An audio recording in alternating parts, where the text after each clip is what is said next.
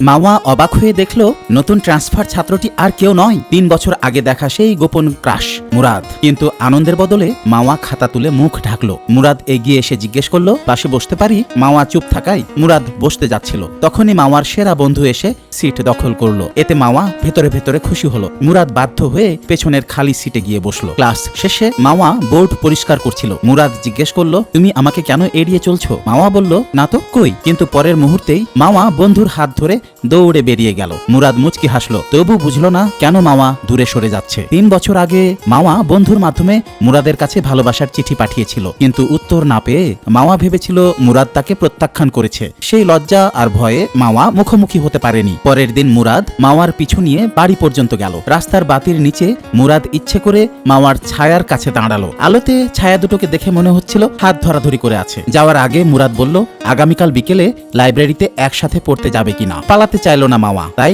রাজি হলো। এই ডেটের জন্য মাওয়া বান্ধবীর সাথে পোশাক বেছে নিল। বের হওয়ার আগে বান্ধবী পারফিউম ছিটিয়ে দিল, কিন্তু মাওয়া লাইব্রেরিতে আগে ভাগে গিয়ে অপেক্ষা করতে করতে ঘুমিয়ে পড়লো। ঠিক তখন মুরাদ সেখানে পৌঁছে হাসপাতাল থেকে ফোন পেল। ফোন পেয়েই মুরাদ ঘুরে চলে গেল। মুরাদ না আসায় মাওয়া মুরাদের বাড়িতে গেল। সেখানে গিয়ে দেখলো কেউ একজন মারা গেছে। বন্ধুর কাছ থেকে মাওয়া জানলো গাড়ি দুর্ঘটনায় মুরাদের মা বাবা মারা গেছেন। তারপর থেকে টানা 2 সপ্তাহ মুরাদ ক্লাসে আসেনি। মাওয়া দুশ্চিন্তায় প্রতিদিন নাস্তা নিয়ে স্কুলের পথে দাঁড়িয়ে থাকতো। একদিন অবশেষে মুরাদ স্কুলে এলো। মাওয়া এগিয়ে নাস্তা বাড়িয়ে দিল, কিন্তু মুরাদ ঠান্ডা গলায় ফিরিয়ে চলে গেল। মাওয়া বুঝলো এবার মুরাদই তাকে এড়িয়ে চলছে। ক্লাস শেষ হতেই মুরাদ দ্রুত চলে গেল। মাওয়া বেঞ্চে পড়ে থাকা মুরাদের খাতা পেল। খাতা খুলতেই মাওয়া স্তব্ধ। মুরাদ জীবনের প্রতি আশা হারিয়ে ফেলেছে। আর এক মুহূর্ত দেরি না করে মাওয়া দৌড়ে বাইরে বেরিয়ে মুরাদকে খুঁজতে গেল। দর্শক বন্ধুরা, কমেন্টে তোমাদের নাম দাও। আমার সামনের ভিডিওর নায়ক নায়িকা হবে তোমাদেরই নাম। এভাবেই